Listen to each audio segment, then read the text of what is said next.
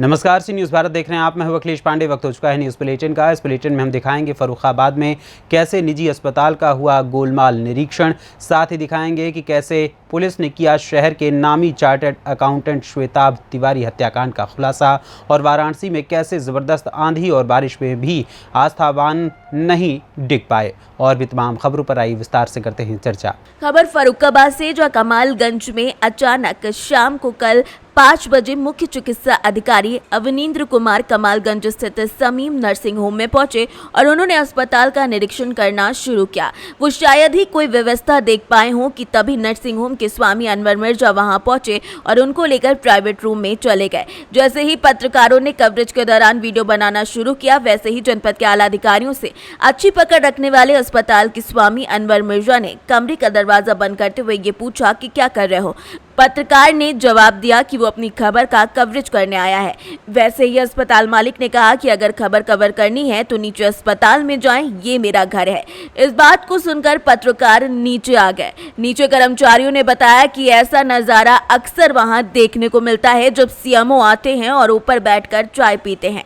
उन दोनों की वार्ता लगभग आधे घंटे तक चली। जब सीएमओ नीचे उतर कर आए तो पत्रकारों ने उनसे पूछा कि आखिर उन्होंने निरीक्षण में क्या किया, तो उन्होंने कहा कि अस्पताल में किसी भी तरीके की कोई कमी नहीं पाई गई है।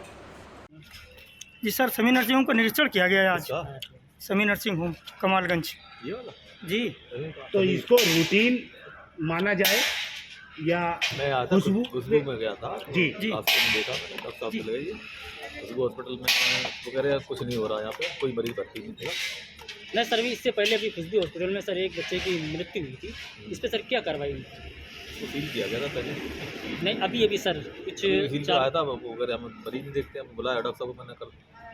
अच्छा सर, अभी क्योंकि 4-5 दिन पहले एक एसन हॉस्पिटल में एक महिला की मृत्यु हुई थी, वो डिलीवरी थी।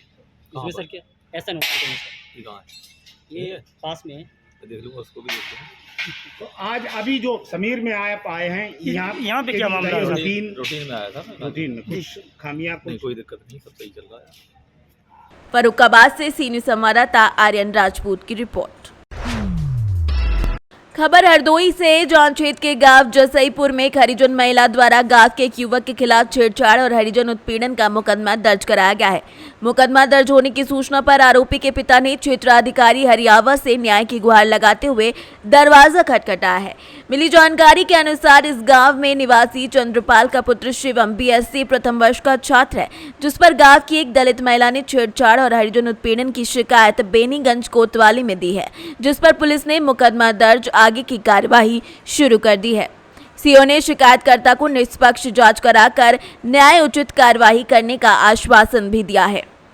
बाल मौर्य है, मेरे पिता का नाम नत्था मौर्य, लड़के का नाम शिव मौर्य, मैं ग्राम जसईपुर है, थाना बेनीगंज है। मैं आज यहाँ सीओ ऑफिस में आया था। हमको सल्तना दी कि हम तुमको जाओ न्याय दिलाएंगे और कुछ लड़के को मतलब पकड़ा नहीं जाएगा।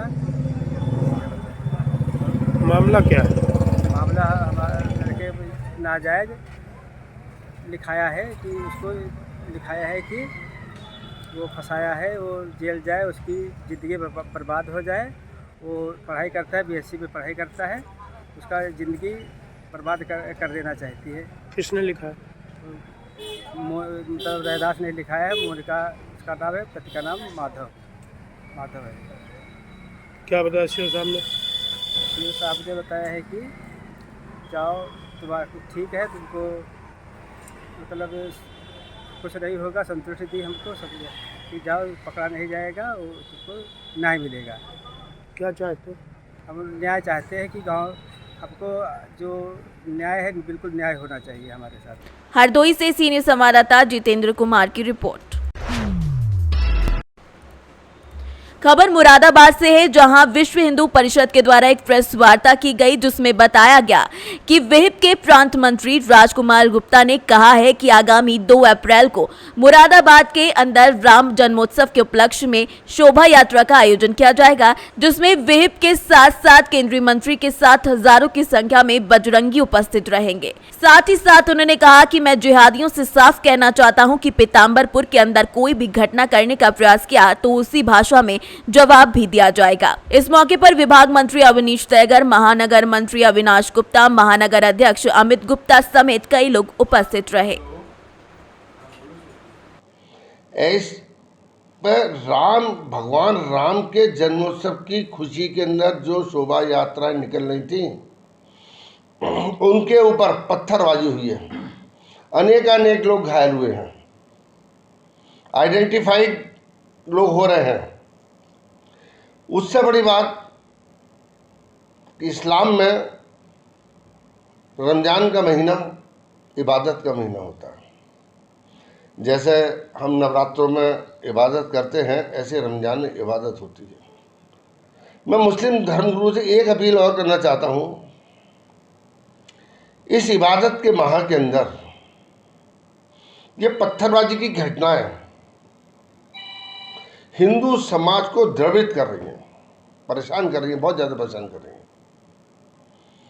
मैं विश्व हिंदू परिषद का कार्यकर्ता होने के नाते आपको एक बात बताना चाहता हूँ, ये तत्काल रुकनी चाहिए।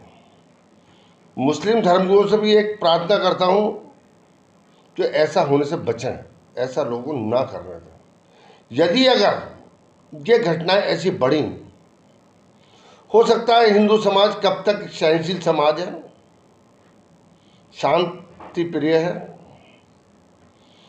इसका अगर जवाब देने को हिंदू समाज खड़ा हो गया, ये कमजोरी नहीं है हिंदू समाज की, सच बता रहा हूँ। पत्थर मारने वाले को ना हिंदुस्तान पूरी दुनिया में जगह नहीं मिलेगी सिर छिपाने की। मैं इनको केवल गुंडा बदमाश मानता हूँ जो लोग पत्थरबाजी कर रहे हैं। और मैं भारत सरकार से, उत्तर और सब प्रदेशों की सरकार से आग्रह करता हूँ। मुरादाबाद से सी न्यूज़ संवाददाता दिलशाद की रिपोर्ट। खबर मुरादाबाद से है, जहां शहर के नामी चार्टर्ड अकाउंटेंट श्वेताब तिवारी हत्याकांड का खुलासा किया गया। पुलिस ने भाजपा नेता ललित कौशिक सहित 3 लोगों द्वारा हत्या करने का खुलासा किया गया है। थाना मझौला इलाके दिल्ली रोड पर कार्यालय से निकालते ही अज्ञात बदमाशों ने 15 फरवरी को गोली मारी थी। घायल चार्टर्ड अकाउंटेंट को निजी अस्पताल में भर्ती कराया गया था। इलाज के दौरान घायल चार्टर्ड अकाउंटेंट की थोड़ी देर बाद ही अस्पताल में मौत हो गई थी। मृतक chartered accountant Shwetab Tiwari finance करने का भी कारोबार करते थे। करोड़ों रुपए की संपत्ति हड़पने के लिए यह हत्या की गई थी। मृतक के साले संदीप ओझा कंपनी के डायरेक्टर थे। संपत्ति हड़पने के लिए ही ये पूरी हत्या की साजिश को रचा गया था। हत्या करने वाले सीए की हत्या के बाद मृतक के साले संदीप ओझा पर दबाव बनाकर करोड़ों रुपए की संपत्ति हड़पने का योजना बना रहे थे। 44 दिन बाद पुलिस ने इस पूरे हत्याकांड का खुलासा कर दिया है। भाजपा नेता ललित कौशिक ने अपने साथी विकास और केशव के साथ मिलकर सीए की हत्या की प्लानिंग की थी। भाजपा नेता और पूर्व ब्लॉक प्रमुख हत्या और अपहरण के मामले में जेल में बंद हैं। एसएसपी हेमराज मीणा ने प्रेस कॉन्फ्रेंस कर इस पूरी घटना का खुलासा किया है। देखिए, आप सभी को जानकारी है कि यहाँ पे जनपद में एक बहुत ही सनसनीखेज मर्डर हुआ था 15 फरवरी की रात्रि करीब 9:30 बजे के आसपास में, जिसमें एक शहर के प्रतिष्ठित एक चार्टर्ड अकाउंटेंट श्वेताब तिवारी की हत्या 2 अज्ञात अभियुक्तों के द्वारा गोली मार के कर दी गई थी। और इसी पे शहर में काफ़ी एक तरीके से एक भय का वातावरण डेवलप हो गया था। और तत्काल इसमें जो हमारी पुलिस टीम है मौके पर पहुंची, मेरे द्वारा भी घटनास्थल का निरीक्षण किया गया और वरिष्ठ अधिकारियों के द्वारा भी घटनास्थल का निरीक्षण किया गया। और इसमें डीआईजी रेंज महोदय के नेतृत्व में 5 टीमों का मतलब उनके सुपरविजन में 5 टीमों का इसमें गठन किया गया। और हम लोगों के द्वारा लगातार इसमें घटना के बाद से ही काम किया जा रहा था, लेकिन इसमें काफ़ी मुश्किलों का हमको सामना करना पड़ा। आज इसमें 2 लोगों को गिरफ्तार किया गया, जिसमें एक का नाम है केशव शरण शर्मा, जो कि थाना पाकवाड़ा क्षेत्र के रहने वाले हैं मूल रूप से, और एक दूसरे व्यक्ति हैं विकास शर्मा, ये थाना कोतवाली के रहने वाले हैं। और इन लोगों से जब पूछताछ किया गया तो इस घटना के बारे में जो जानकारी मिली है उसमें इनके पूछताछ में इन लोगों ने बताया है कि जो 15 फरवरी को जो घटना हुई थी श्वेताब तिवारी की, उस घटना का जो मुख्य षड्यंत्रकर्ता ललित कौशिक था और ललित कौशिक के द्वारा और विकास शर्मा के द्वारा इसकी प्लानिंग की गई थी। और उस घटना को अंजाम देने के लिए खुशवंत सिंह उर्फ भीम और केशव शरण शर्मा के द्वारा इस घटना को अंजाम दिया गया था। केशव शरण शर्मा के द्वारा इसमें गोली मारी गई थी और भीम के द्वारा बाइक इसमें चलाई गई थी। इस घटना के बारे में जब इससे डिटेल पूछताछ की गई तो इन घटनाओं में ये जानकारी मिली कि जो पहले 2022 में 12 जनवरी को एक घटना सिविल लाइंस थाना क्षेत्र में होती है, जिसमें एक कुशांग गुप्ता नाम के व्यक्ति को गोली मारी गई थी और उस घटना में भी जो खुशवंत सिंह बाइक चला रहे थे और केशव शर्मा इसमें इन्होंने गोली मारी थी और इस घटना में भी इन्हीं दोनों व्यक्तियों के द्वारा इस घटना को अंजाम दिया गया। जब इसकी डिटेल में जानकारी की गई तो ये पता चला है कि विकास शर्मा जो मृतक हैं उनके साले के साथ में इनके बहुत अच्छे ताल्लुकात थे और जो साले हैं वो थोड़े से सीधे स्वभाव के, सरल स्वभाव के। उन्हीं के माध्यम से इन्होंने जो मृतक की जो प्रॉपर्टी है उनके बारे में जानकारी कर ली थी कि इनके पास में काफ़ी बड़ी मात्रा में प्रॉपर्टी है और चूंकि वो चार्टेड अकाउंटेंट थे तो उनके नाम पे कोई प्रॉपर्टी नहीं थी, वो साले और पत्नी के नाम पे प्रॉपर्टी थी। और इन लोगों ने एक प्लान बनाया कि यदि जो मृतक है इसकी हत्या करा दी जाती है तो ये जो साला इनके पहले से ही इनके विश्वास में है और बाद में धीरे धीरे करके उनकी जो करीब 30-40 करोड़ के आसपास की जो प्रॉपर्टी उन लोगों के द्वारा जो जानकारी अभी तक मिली है हमारी जानकारी में, उस सारी प्रॉपर्टी को धीरे धीरे करके इसके माध्यम से कब्जा करने की प्लानिंग थी और इसी प्लानिंग के तहत में इन्होंने इस मर्डर को अंजाम दिया। मुरादाबाद से सीनियर संवाददाता दिलशाद अंसारी की रिपोर्ट। खबर वाराणसी से है, जहां जबरदस्त आंधी और बारिश भी आस्था और भावनाओं को डिगा नहीं सकी। जबरदस्त पानी के बीच भी दशाश्वमेध घाट पर हो रही थी गंगा आरती। श्रद्धालुओं की भीड़ आंधी पानी में भी खड़ी रही। वाराणसी से सीनियर संवाददाता आशीष मौर्य की रिपोर्ट। खबर मध्य प्रदेश से है, जहां पर बैतूल जिले के मुल्ताई से खेड़ी बाजार के ग्राम कुजबा में आयोजित 24 कुंडीय गायत्री मां यज्ञ और स्वावलंबन केंद्र के भूमि पूजन के अवसर पर गायत्री परिवार हरिद्वार शांति कुंज के कुलपति चिन्मय पांड्या और मध्य प्रदेश मुखिया मामा शिवराज सिंह का आगमन होने जा रहा है। कुजबा में कार्यक्रम का आयोजन 1 अप्रैल से 3 अप्रैल तक किया गया है, जिसके चलते शांति कुंज हरिद्वार की टोली मुल्ताई पहुंची, जहाँ गायत्री परिवार के परिजनों के द्वारा रेलवे स्टेशन पर टोली का भव्य स्वागत किया गया। शांति कुंज हरिद्वार से आई टोली के भजन गायक ने कार्यक्रम के बारे में संपूर्ण जानकारी दी। मध्य प्रदेश की ये भूमि, जिसको हम लोग कहते हैं कि ये परम पूज्य गुरुदेव और वंदनीय माता जी का हृदय क्षेत्र है मध्य प्रदेश, और वहाँ पर इस बैतूल क्षेत्र में कुजबा से छोटी सी जगह में स्वावलंबन केंद्र का उद्घाटन हो रहा है और उसमें आदरणीय चिन्मय पांड्या जी पधार रहे हैं और हमारे इस प्रदेश के यशस्वी और माननीय हमारे जो इस क्षेत्र के मामा जी कहे जाते हैं वो हमारे माननीय मुख्यमंत्री जी भी पधार रहे हैं। और गायत्री परिवार के जो युवा मंडल है यहाँ का बहुत जीवंत और जागृत है और सबसे पहला अगर कोई युवा चेतना शिविर हुआ था वो इस बैतूल क्षेत्र में हुआ था और बैतूल क्षेत्र के सारे युवा और मध्य प्रदेश के सारे युवा आज पूरे देश विदेशों में छाए हुए हैं। हम इस भूमि पर आकर के और उस चेतना को जगाएंगे जो युवाओं के अंदर एक स्वावलंबन की भूख जो है वो हम शून्य से सृष्टि कर सके, अपने मेहनत से परिश्रम से अपने रोजगार खुद पैदा कर सके, ऐसी चेतना का जागरण यहाँ किया जाएगा। और ये जो हम मुल्ताई में खड़े हैं ये माँ ताप्ती नदी की उद्गम क्षेत्र माना जाता है। उस ताप्ती मैया की हम लोग ये जयकार करेंगे और उनकी चेतना को पूरे देश विदेशों में हम लोग पहुँचाएँगे। ये विचार क्रांति अभियान का एक शंखनाद है। यहाँ पर छोटी सी जगह से बहुत बड़ी क्रांति होने वाली है और यहाँ के सोशल मीडिया, प्रेस मीडिया का हम लोग बहुत बहुत धन्यवाद देते हैं कि इन अच्छे विचारों को आप दुनिया तक पहुँचाएँ और युवाओं तक पहुँचाएँ। ये हम लोगों का, ये गुरुदेव माता जी का और ये परम श्रद्धेय डॉक्टर प्रणव पांड्या जी और श्रद्धेय जी आदरणीय चिन्मय भैया का एक ये संदेश है कि हम लोग यहाँ से पुनः शंखनाद करें। विचार क्रांति अभियान, विचार क्रांति अभियान, भारत माता की, भारतीय संस्कृति की। बहुत बहुत धन्यवाद, प्रणाम। जो आज आप मुल्ताई में आगमन हुआ आपका, कुजबा में जो कार्यक्रम है उसको लेकर क्या जानकारी देंगे? जानकारी विशेष ये है कि जो वर्तमान समाज में जो विभिषिकाएँ अस्तित्व को चुनौती दे रही हैं उसका मूल स्वरूप है अनास्था।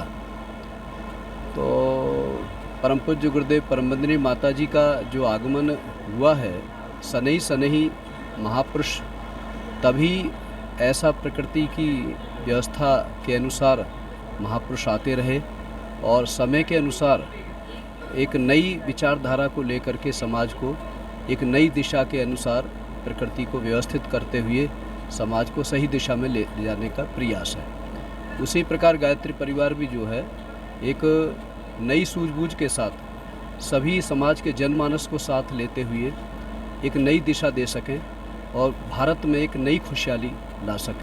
बैतूल से सी न्यूज संवाददाता संदीप वाइकर की रिपोर्ट। खबर मोतिहारी से, जहां मोतिहारी पुलिस ने एक हफ्ते के अंदर लूटकांड का उद्भेदन किया। लूटकांड के मामले में 4 बदमाशों को पुलिस ने गिरफ्तार किया है। बदमाशों ने कंपनी के कर्मी को चाकू गोदकर लूट लिया और पैसा और मोबाइल और बाइक भी साथ में ले गए, जिसमें घायल कमलेश के इलाज के दौरान मौत हो गई थी।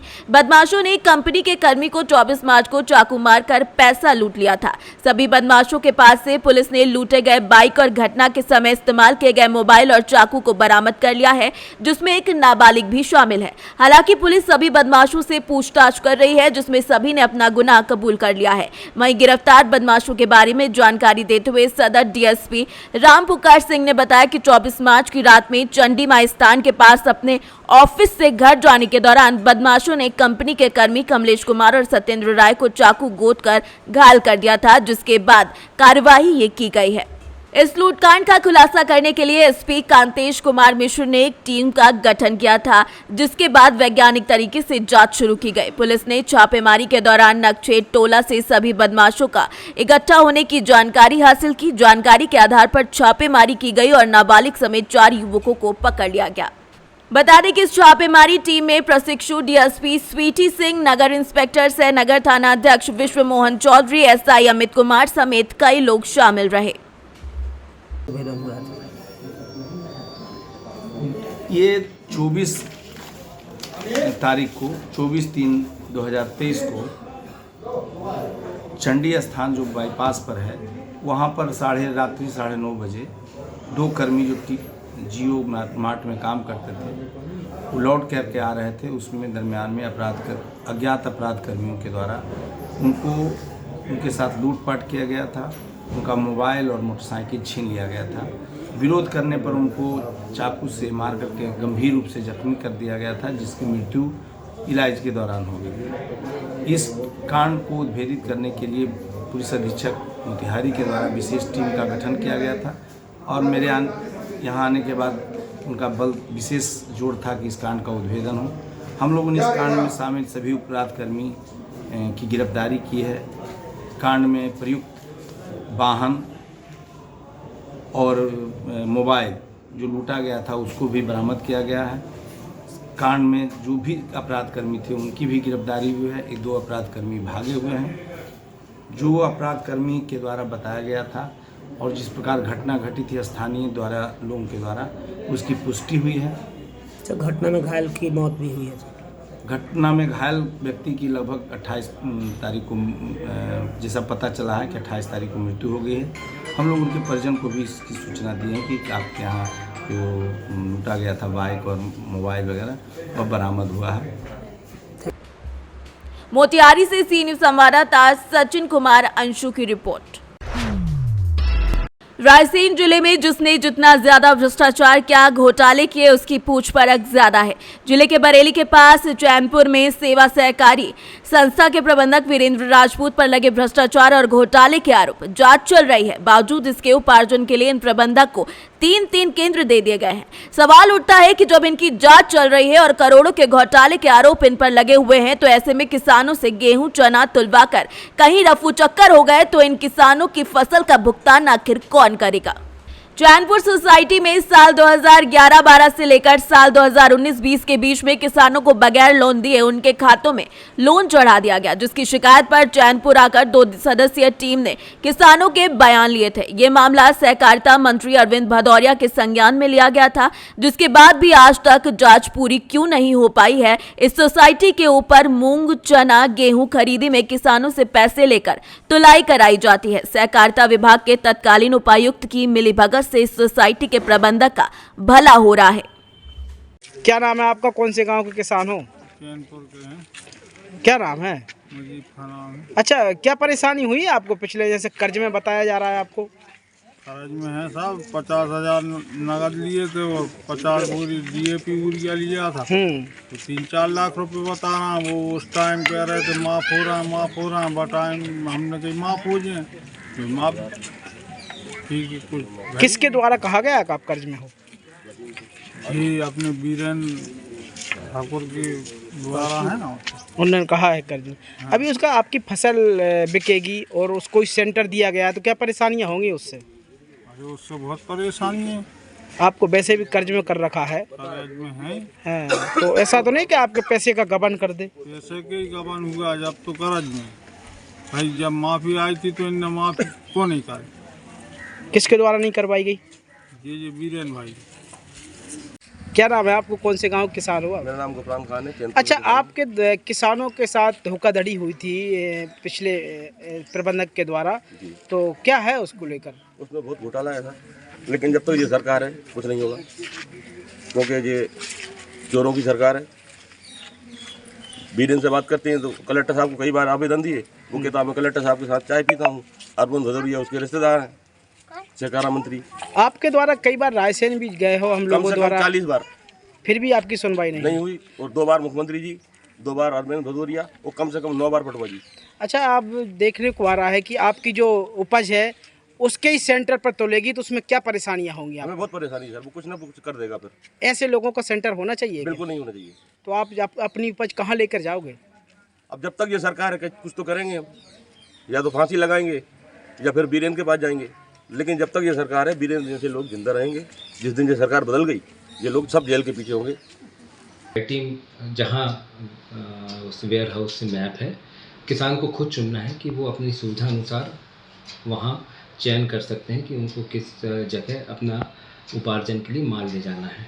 दूसरी बात, यदि कोई सोसाइटी इस तरह की है जहाँ पे कि उसमें किसी अनियमितताएं हुई थी, तो प्रश्न सिर्फ इतना सा है कि अनियमितताएं सोसाइटी नहीं करती है, सोसाइटी के प्रबंधक और पदाधिकारी करते हैं। तो सोसाइटी तो चूँकि एक बार रजिस्टर्ड हो जाती है, वो काम करती रहती है, परंतु जो जिन्होंने गड़बड़ की है उनके खिलाफ कार्रवाई की जाती है। यदि कोई ऐसा प्रबंधक किसी भी सोसाइटी में उपार्जन की प्रक्रिया में यदि पाया जाएगा जिसके पास कोई इस तरह की गंभीर शिकायतों की जांच चल रही होगी, तो निश्चित रूप से उसको उपार्जन की प्रक्रिया से हम पृथक करेंगे। परंतु सोसाइटियां जो उपार्जन के लिए सरकार ने निर्धारित किए हैं, क्योंकि इस बार राज्य शासन का निर्देश है कि सोसाइटियों के माध्यम से या एसएचजी के माध्यम से, इन दोनों माध्यम से ही उपार्जन होगा। पिछले वर्ष तक यह नीति में था कि जो गोडाउन संचालक है वो खुद उपार्जन कर सकते थे। तो यह हमारे लिए आवश्यक है कि जितनी सोसाइटियाँ, क्योंकि अल्टीमेटली ये सहकारी सोसाइटियाँ हैं, इनमें जो गड़बड़ी कर रही है उन पे हम लोग कार्रवाई करते हैं। पर अंततः किसानों के बारे में और किसानों के हित में सबसे ज़्यादा समझने और सोचने वाली सोसाइटियाँ ही हैं। हमारे ज़िले में 112। रायसेन से सी न्यूज़ संवाददाता सैयद अरशद मसूद की रिपोर्ट। खबर राजस्थान से है, जो बकानी में सावरिया धाम मंदिर में भगवान सावरिया सेठ की भव्य शोभा यात्रा निकाली गई। शोभा यात्रा मंदिर से बैंड बाजों और ढोल ताशों के साथ प्रारंभ हुई, जो कस्बे मुख्य मार्ग मेन बाजार बस स्टैंड नयापुरा मोहल्ला होते हुए मंदिर पर वापस पहुंची। इस दौरान सावरिया सेठ की शोभा यात्रा का सामाजिक संगठनों, ग्राम पंचायत, समाज बंधु ने शोभा यात्रा पर पुष्प वर्षा कर जगह जगह इसका स्वागत किया। इस शोभा यात्रा में काफी संख्या में महिलाओं और बच्चों ने नाचते गाते हुए आनंद लिया। राजस्थान से सी न्यूज़ संवाददाता रमेश की रिपोर्ट। हडौती के जाने माने गीतकार रघुराज सिंह हाड़ा की स्मृति में केसुला साहित्य सम्मान समारोह होटल मानसिंह पैलेस में संपन्न हुआ, जिसमें केसुला साहित्य सम्मान जोधपुर के डॉक्टर कल्याण सिंह शेखावत और केसुला साहित्य पुरस्कार डॉक्टर अंबिका दत्त चतुर्वेदी को प्रदान किया गया। समारोह में प्रथम सत्र में हडौती के कवि शिवचरण सेना शिवा कविता संग्रह कलम रूपाली और प्रतिभा पलक के बाल काव्य संग्रह नानी के नेहाल का भी विमोचन किया गया। अध्यक्षता गीतकार दुर्गा दान सिंह गौर ने की। मुख्य अतिथि डॉक्टर कल्याण सिंह शेखावत रहे। द्वितीय सत्र में जोधपुर के डॉक्टर शेखावत को हडौती की स्मृति में केसुला साहित्य सम्मान और डॉक्टर अंबिका दत्त चतुर्वेदी को केसुला साहित्य पुरस्कार प्रदान कर सम्मानित किया गया। कवि हाड़ा के पुत्र वरदान सिंह हाड़ा सहित अखिल भारतीय साहित्य परिषद के पदाधिकारियों ने 1100 नगद व शाल और स्मृति चिन्ह प्रदान किया। राजस्थान से सीनियर संवाददाता रमेश शर्मा की रिपोर्ट। फिलहाल के लिए इस न्यूज़ बुलेटिन में बस इतना ही। देश दुनिया की तमाम खबरों के लिए देखते रहें सी न्यूज़ भारत। हर खबर आपके साथ, आपके हाथ।